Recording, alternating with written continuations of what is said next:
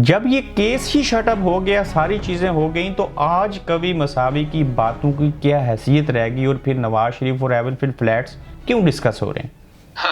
जब नवाज शरीफ साहब कहते हैं कि आज हम बरी जमा हो गए और आज हम बरी हो गए, देखें आज हमें यहाँ की अदालत ने भी, तो तब मेरा ख्याल है कि उस वक्त क्या हैसियत रही। एज ए ब्रॉडशीट का ऑनर या उसका पार्ट होते हुए कवि मसावी ये बात साबित कर सकते हैं कि 2017 में सऊदी अरेबिया से जो लंदन एक बड़ी रकम मुख्तलिफ अफराद के अकाउंट्स में आई, वो एविडेंस हैं उनके पास। अच्छा, मैं आपको ना इफ यू अलाउ मी, तो मैं चाहूंगा कि मैं वो एग्जैक्ट सेंटेंस जो उन्होंने कवि मसावी ने आपके प्रोग्राम में ये बात कही इरफान हाशमी के मुझे नवाज शरीफ की फैमिली का एक फर्द मिला था और रिश्वत की ऑफर की थी। बिल्कुल जी, उन्होंने एक पॉइंट पे ये भी कहा है। तो उस शख्स ने कवि मसावी से फोन पे राब्ता किया और फिर वो कहाँ उनसे मिले?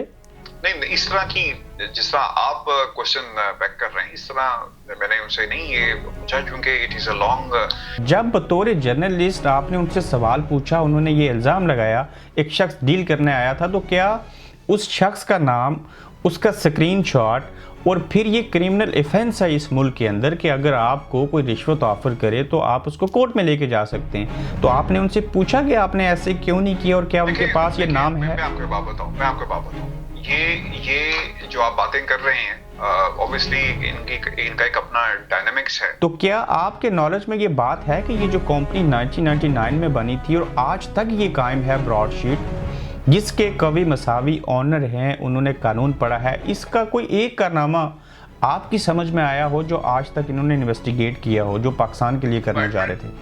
एडमिरल हक की वो बात करते हैं। ठीक है, तो कवि मसावी ये बात मानते हैं कि उनको 29 मिलियन ब्रॉडशीट को मिल चुके हैं?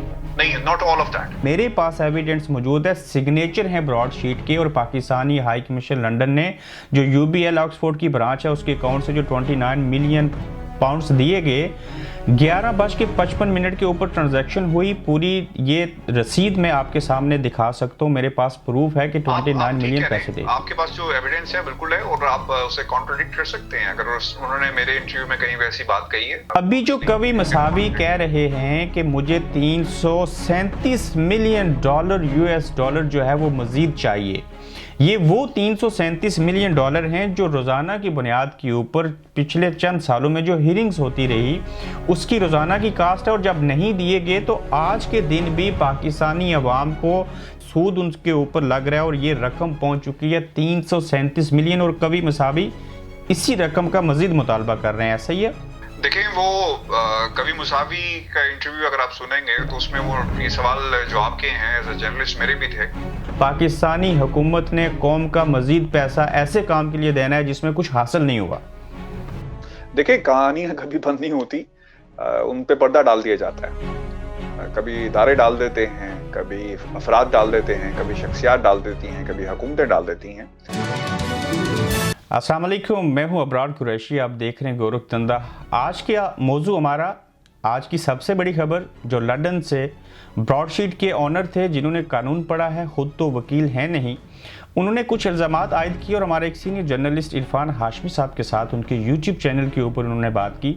जो पाकिस्तान का मेन स्ट्रीम मीडिया है उसने इस इंटरव्यू को चलाया। आखिर वो केस जो इतना लंबा अरसा चला उससे कुछ हासिल ना हुआ, मिलियंस डॉलर जो थे वो पाकिस्तान ने अदा कर दिए इस कंपनी को, उसके बावजूद वो क्लेम कर रहे हैं जो 200 अफराद की लिस्टें दी गई थी उनमें से कुछ भी हासिल ना हो सका, पैसे भी चले गए। और उसके बाद ये जो कवि हैं जिनका तल्लुक ईरान से है, ये क्या कहना चाह रहे हैं, और जब एक अदालत से केस बिल्कुल ख़त्म हो चुका उसके बाद उसकी और इनकी बातों की क्या हैसियत है। तो आज के गोरख धंधा में जो मेरा साथ देंगे इरफान हाशमी। अस्सलाम वालेकुम।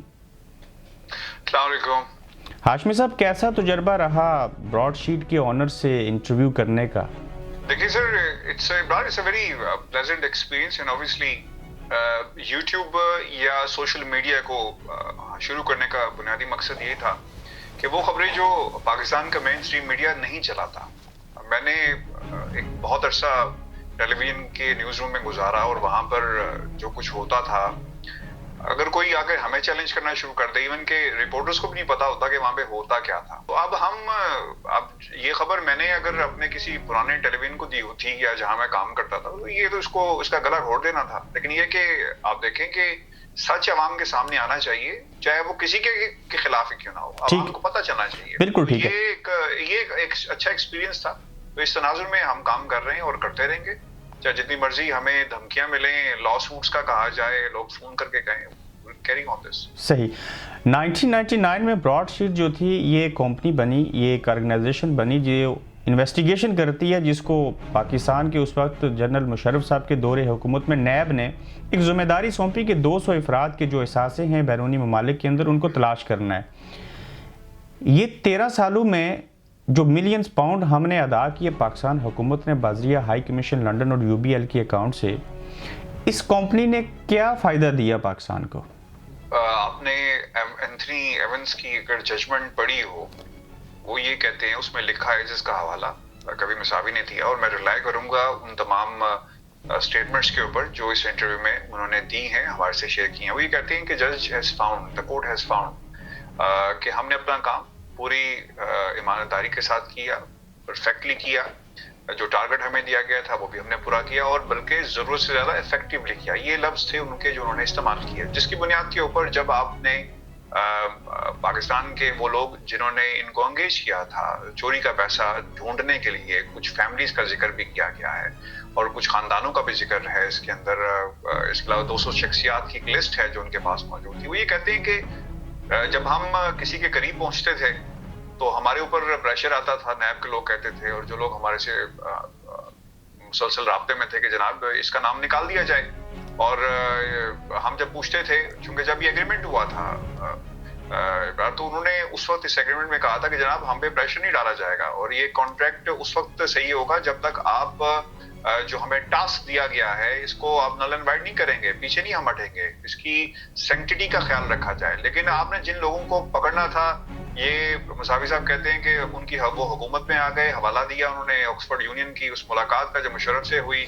तो फिर मुशर्रफ साहब ने भी कहा कि जनाब मैं तो कुछ नहीं कर सकता, और इस पे नैब गटेड भी थी। फिर वहां पे जनरल साहब तब्दील हो जाते हैं, फिर नैब का किरदार, तो इसमें बहुत सारी चीजें हैं। ठीक है, तो कवि मसावी पाकिस्तान को क्या दिया? कवि मसावी ये कह रहे हैं कि हमारे ऊपर प्रेशर था, जो एग्रीमेंट साइन हुआ था कि हम प्रेशर नहीं डालेंगे, तो वो मदाखलत थी जिसकी वजह से एक भी शख्स के एहसासे जो थे, इवन नवाज शरीफ साहब के एवनफील्ड हाउस के, वो भी नहीं सामने ला सके।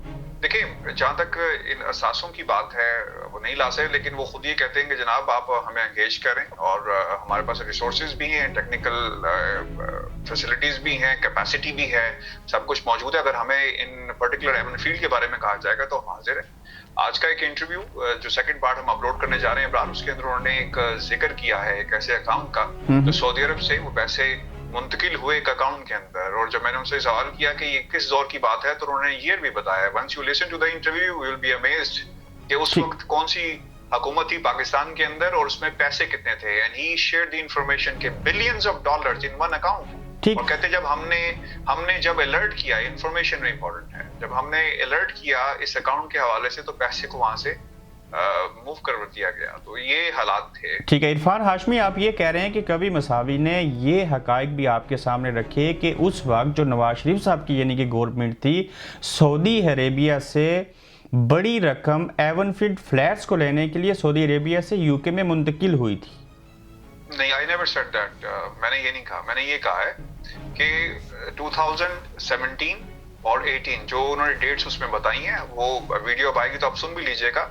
वो ये कहते हैं कि सऊदी अरब से एक अकाउंट में पैसे मुंतकिल हुए। तो मैंने जब उनसे सवाल किया कि उस वक्त किसकी हुकूमत थी, तो आगे से उन्होंने फिर मुझे जवाब भी दिया है। तो I think it is better if we go and listen to, अभी ये अपलोड होती है, आप शेयर भी आप कर सकते हैं, दिखा भी सकते हैं। तो उसमें वो एक अकाउंट का जिक्र कर रहे हैं। फिर मैंने उनसे भी पूछा कि बिलियंस ऑफ डॉलर्स की आप बात कर रहे हैं, तो ये तो बहुत ज्यादा है, क्या एक बंदे के अकाउंट में पैसे आए? तो उन्होंने कहा कि बिल्कुल एक बंदे के अकाउंट में पैसे नहीं आए, it's a group of people. It's a group of people जो इन कंपनीज अकाउंट। तो 2017 में तो नवाज शरीफ साहब की यानी कि नून लीग की गवर्नमेंट थी। बिल्कुल, ये आप बेहतर बिल्कुल आपकी असेसमेंट तो नहीं, हिस्ट्री ऑब्वियसली वाज इन तो पाकिस्तान। कवि मसावी एज ए ब्रॉडशीट का ऑनर या उसका पार्ट होते हुए कभी मसावी ये बात साबित कर सकते हैं कि 2017 में सऊदी अरेबिया से जो लंदन एक बड़ी रकम मुख्तलिफ अफराद के अकाउंट्स में आई, वो एविडेंस हैं उनके पास? अच्छा, मैं आपको ना इफ यू अलाउ मी, तो मैं चाहूंगा कि मैं वो एग्जैक्ट सेंटेंस जो उन्होंने पढ़े हैं, जो हमारे से शेयर किए, मैं आपको पढ़ के सुना दूं। जरूर। अच्छा, सवाल ये था कि और ये वो वक्त था जब आपकी पाकिस्तान पीपल्स पार्टी हुकूमत, चूंकि हमने उनसे ये भी सवाल किया था कि आपकी पाकिस्तान पीपल्स पार्टी की हुकूमत से कभी रब्ता रहा, नवाज शरीफ की रब्ता रहा, तो इन दौर में क्या होता रहा मुशर्रफ के जाने के बाद? उस पर उन्होंने काफी सारी बातें जो हैं वो हमारे से जिक्र की हैं। मैं I am just trying to pull that information out for you, क्योंकि ये बहुत ही इंपॉर्टेंट है और इससे बहुत सारी चीजें जो हैं वो क्लियर भी हो जाएंगी। अच्छा, वो ये कहते हैं कि मैंने उनसे सवाल किया कि आप नवाज शरीफ की हुकूमत की बात कर रहे हैं। उन्होंने आगे से कहा कि जी बिल्कुल, आपने सही कहा। मैं अक्टूबर 2018 में हेम्स्टेड का एक कैफे है, वहां पर एक मुलाकात हुई सीनियर पाकिस्तानी हुकाम से, और उन्हें तमाम शवाहिद दिए एक ऐसे अकाउंट के हवाले से जिसमें अरबों डॉलर मौजूद थे। हमसे किसी ने इस अकाउंट के बारे में बिल्कुल बात भी करना गवारा नहीं की, जिसमें अरबों डॉलर मौजूद थे। बाद में मुझे इसके एक अफसर ने, जो बैंक जो इसको डील कर रहा था, वो कहते हैं कि अफसर से पता चला कि एक डील हुई और ये शेयर्स, इसको वहां से इस पैसे को मुंतकिल कर दिया गया और पैसा कुछ लोगों में तकसीम भी हुआ, और इसका उन्होंने जिक्र इस अंदाज में किया है। अच्छा, ये इंपॉर्टेंट है। तो क्या ये बात, जो मेरे सवाल था इन पर्टिकुलर आपसे शेयर कर रहा हूँ, तो क्या ये बात 2003 की है जब ये अकाउंट बनाया गया, या फिर 2009 की हुकूमत की बात कर रहे हैं, या फिर इस के बाद 2013 में बनाई जाने वाली हुकूमत की? क्योंकि मैंने इन पर्टिकुलर नाम नहीं लिया था, सिर्फ इराज को जिक्र किया था। तो उस पर उनका जवाब क्या है, ये भी बहुत इंपॉर्टेंट है। रकम 2016 में सऊदी अरब से मौसम गर्मा में इन द समर ऑफ 2016 इस अकाउंट में मुंतकिल की गई, जिसके हवाले से हुकूमत पाकिस्तान को आगाह किया गया था। उन्होंने एक उंगली भी नहीं हिलाई। इस वक्त मुझसे इस फैसले पर अमल दरामद रोकने के लिए राब्ते किए जाते रहे, और ये शर्त थी कि अगर मुझे नया कॉन्ट्रैक्ट, यानी ये उस वक्त बात कर रहे हैं कि राब्ते हुए इसी टाइम पे कि इसको रोका जाए और कॉन्ट्रैक्ट नया दे देंगे अगर आपको, तो आप क्या इस फैसले से दस्तबरदार हो जाएंगे? ऑब्वियसली उस वक्त ये फैसला 2016 में भी ब्रॉडशीट का आया था। तो this is something alarming. I think इसमें ठीक, तो इसमें इस बात को जो कुछ लोग मिले, कुछ कहा गया कि इसको चेंज किया जाए, रिव्यू किया जाए, कोई डील करने की कोशिश की, तो फिर जो कवि मसावी ने आपके प्रोग्राम में ये बात कही इरफान हाशमी के मुझे नवाज शरीफ की फैमिली का एक फर्द मिला था और रिश्वत की ऑफर की थी। बिल्कुल जी, उन्होंने एक पॉइंट पे ये भी कहा है, एक वीडियो के अंदर ये मौजूद है, लाइन बिल्कुल मौजूद है, and he said that he showed me a picture with Nawaz Sharif, and इसका जिक्र उन्होंने बिल्कुल इस तरह किया है। अब वो क्योंकि ये चीजें अब रिकॉर्ड पे मौजूद हैं, और इनका जवाब जो है वो बिल्कुल आना चाहिए, और इस तरह आना चाहिए कि टू द पॉइंट। ये नहीं कि देखें हमारे पे इल्जाम लगे, जिस तरह सियासतदानों की आदत होती है, और कुछ साबित नहीं हुआ। वर्ड टू वर्ड जिस तरह इल्जाम पेश किए गए हैं, दावे किए गए हैं, जो भी कुछ कहा गया है, इसका इसी तरह जवाब जो है वो आना चाहिए। तो Irfan Hashmi, as a journalist आपने उनसे पूछा कि जो वो शख्स मिलने आया था, जिसने अपनी तस्वीर नवाज शरीफ साहब के साथ जो थी वो दिखाई और ये साबित करने की कोशिश की कि मैं उनकी तरफ से आया हूँ, तो उस शख्स ने कभी मसावी से फोन पे राब्ता किया और फिर वो कहाँ उनसे मिले? नहीं, इस तरह की, जिस तरह आप क्वेश्चन बैक कर रहे हैं, इस तरह मैंने उनसे नहीं ये पूछा, क्योंकि it is a long 1 hour 20 minutes long interview, उसमें बहुत सारी और चीजें भी थी, and I was more curious about 2016, और ये जो जिक्र कर रहे हैं कि अरबों डॉलर्स आए जिस अकाउंट के अंदर, मेरी, और फिर दूसरी इंपॉर्टेंट बात ये थी, मैं आपको एक बात आपके साथ शेयर करना चाह रहा हूँ। ये बड़ी इंपॉर्टेंट है। मेरा तो खून खोल गया कि जब मुझे पता चला कि पाकिस्तान का पैसा, इतना ज्यादा पैसा जो है वो हमें अदा करना पड़ा, और क्या हुआ। तो मैंने कहा कि लेट्स आस्क द जेंटलमैन, और मेरा पहला सवाल अगर आप सुने तो मैंने यहीं से स्टार्ट किया कि 20.78 मिलियन इज विद यू, जिस पे उन्होंने कहा no it's not with me. तो एक बतौर पाकिस्तानी ये इंटरव्यू मैंने उनसे किया, अप्रोच उन्हें किया, लेकिन जब ये बातें इनकी सुनी, कि किस तरह इनकी पोजीशन को और इनके सेटअप को जो है वो डैमेज किया गया बिल्कुल इस्तेमाल किया गया। ठीक है, तो इरफान हाशमी, मैं आपसे छोटे छोटे सवालों के ऊपर छोटे से जवाब जानना चाहूँगा कि हम थोड़े वक्त में नाजरीन को ज़्यादा कुछ बता सकें। जब बतौर जर्नलिस्ट आपने उनसे सवाल पूछा, उन्होंने ये इल्ज़ाम लगाया एक शख्स डील करने आया था, तो क्या उस शख्स का नाम, उसका स्क्रीनशॉट और फिर ये क्रिमिनल ऑफेंस है इस मुल्क के अंदर कि अगर आपको कोई रिश्वत ऑफर करे तो आप उसको कोर्ट में लेके जा सकते हैं, तो आपने उनसे पूछा कि आपने ऐसे क्यों नहीं किया और क्या उनके पास ये नाम है? मैं आपको बात बताऊं, ये जो आप बातें कर रहे हैं, ऑब्वियसली इनका एक अपना डायनामिक्स है। बिल्कुल आपकी बातें सही हैं अपनी जगह पर, लेकिन that interview was from Kabir Musavi, और उसमें हमारे लिए जो पॉइंट ऑफ इंटरेस्ट था वो ये था कि इनको ऑपरेट, यानी इनसे राब्ते में कौन था, वो कौन से लोग थे। और मैं आपको एक बात बताऊं, उन्होंने ये बात कही है, if the present government of Pakistan come to some sort of a point जहां पर इनके साथ कोई राब्ता होता है, कोई डील होती है, यानी एग्रीमेंट होता है, तो he can go again after all this people जिन्होंने पाकिस्तान का पैसा लूटा है। और जिनकी आप बात कर रहे हैं कि क्या आपने ये सवाल किया, क्योंकि इस मुल्क के अंदर रिश्वत देना और जिससे आप बात कर रहे हैं, I think these are the questions that needs to be asked to Kabir Mousavi.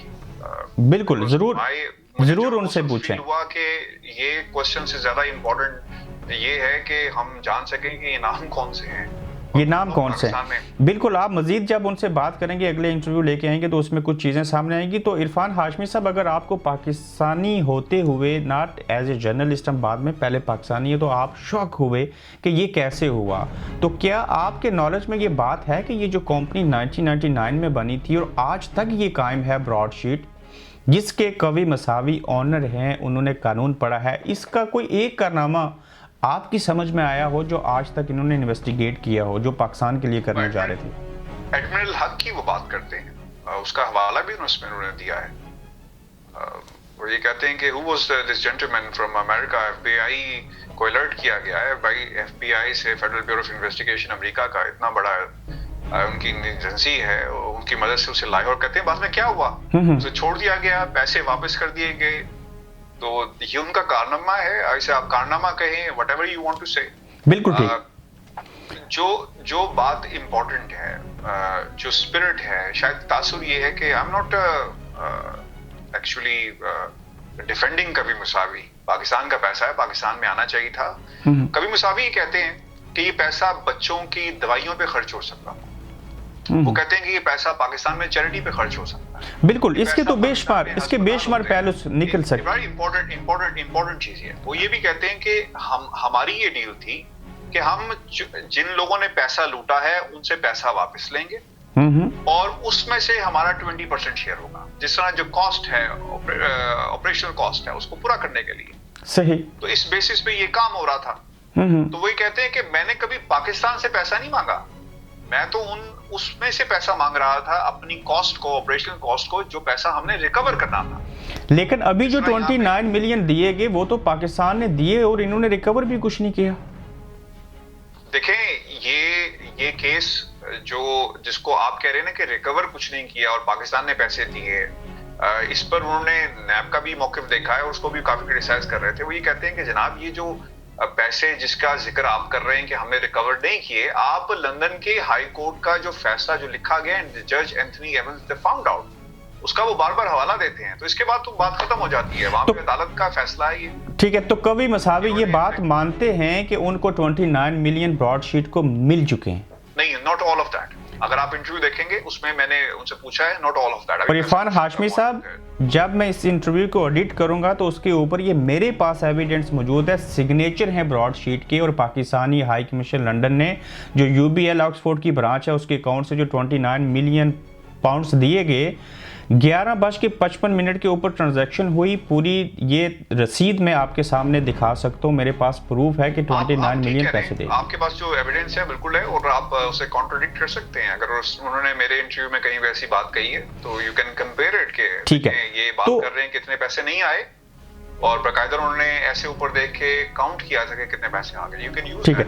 अभी जो कवि मसावी कह रहे हैं कि मुझे 337 मिलियन डॉलर यूएस डॉलर जो है वो मजीद चाहिए, ये वो 337 मिलियन डॉलर हैं जो रोज़ाना की बुनियाद के ऊपर पिछले चंद सालों में जो हियरिंग्स होती रही उसकी रोज़ाना की कास्ट है। और जब नहीं दिए गए तो आज के दिन भी पाकिस्तानी अवाम को 4,000 रुपये सूद उनके ऊपर लग रहा है और ये रकम पहुंच चुकी है 337 मिलियन। और कवि मसावी इसी रकम का मजीद मुतालबा कर रहे हैं, ऐसा ही है?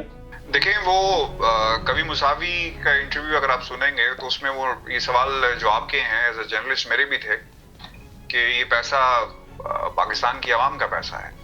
तो उस पर उन्होंने कहा कि ये पैसा इस पॉइंट तक, यानी जो उसकी इतनी बड़ी फिगर्स जो पहुंची हैं वो उन लोगों की वजह से पहुंची हैं। जब फैसला आया हमने कहा इस पे अमल दरामद किया जाए, पैसे दिए जाएं, इन्होंने नहीं दिए, कॉस्ट बढ़ती गई।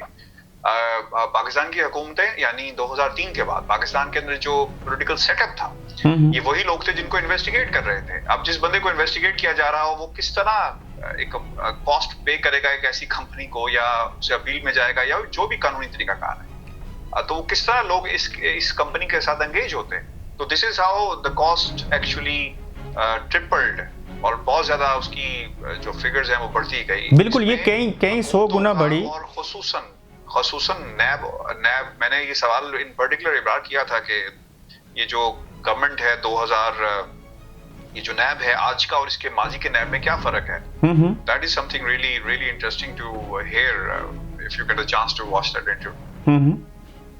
ठीक हो गया। 2 दिसंबर को एवनफिल्ड फ्लैट्स को जो रिक्वेस्ट की थी कि अटैच किया जाए उनको उनसे अलहदा कर दिया गया ब्रॉडशीट की रिक्वेस्ट को।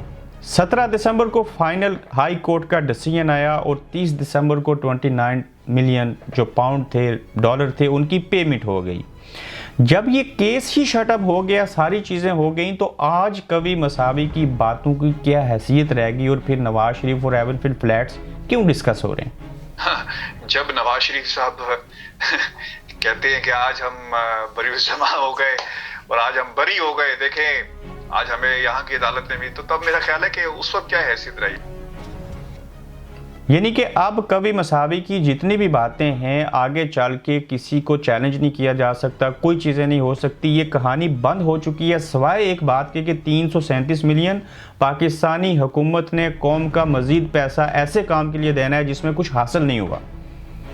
देखिए, कहानियां कभी बंद नहीं होती, उन पे पर्दा डाल दिया जाता है। कभी इदारे डाल देते हैं, कभी अफराद डाल देते हैं, कभी शख्सियात डाल देती हैं, कभी हुकूमतें डाल देती हैं, और कभी न कभी सच जो है वो सामने आता है। अगर इसमें कोई बात नहीं थी तो क्या जरूरत पड़ी थी शरीफ खानदान को और खुसूसन नवाज शरीफ साहब को इसका पर्टिकुलर हवाला देते हुए। और फिर आपने भी बहुत शुक्रिया, आपने मुझे वक्त दिया इस सारे केस के हवाले से। नाजरीन, इनसे बात करने का मकसद ये था कि कवि मसावी साहब से इनकी जो नशिस्त हुई, जो बातें हुई, उनको पाकिस्तानी मीडिया ने तो चलाया, लेकिन हकीकत ये है कि ब्रॉडशीट को पैसे दिए गए मिलियंस ऑफ डॉलर, अब भी 337 मिलियन यूएस डॉलर्स उन्होंने पे करने हैं और एक ऐसी चीज़ के लिए पे करने हैं, और कौम को वो चीज़ें दिखाई जा रही हैं किसी की बुग्स में या किसी की नालायकी में जिनका हकीकत के साथ तल्लक नहीं है। हाँ, कवि मसावी की ये बात बड़ी हद तक दुरुस्त है कि पाकिस्तान के अंदर से जैसे ब्यूरोक्रेसी और ये सियासतदान अपने मफादात के तहफ़्फ़ुज़ के लिए पाकिस्तान के अंदर उनको कोई सज़ा और जज़ा ना हो वो असर अंदाज होते रहे, इसी तरह से वो ब्रॉडशीट के ऊपर भी असर अंदाज हुए, जिस वजह से ये जो 200 अफराद की लिस्ट थी उनमें से किसी के हवाले से कोई पॉजिटिव काम ना हो सका। एंड ऑफ द डे क्या हुआ कि मिलियंस डॉलर जो थे वो उनको देने पड़े, और एवनफिल्ड फ्लैट्स हों या वो जो 200 शख्सियात थी वो हों, उनमें से किसी का कोई असासा जो था वो सामने ना आ सका। आपने प्रोग्राम देखा, अपना फीडबैक ज़रूर दीजिए, अपना ख्याल रखिए। Thank you very much. आप देख रहे हैं गोरखधंधा अब्रार कुरैशी के साथ।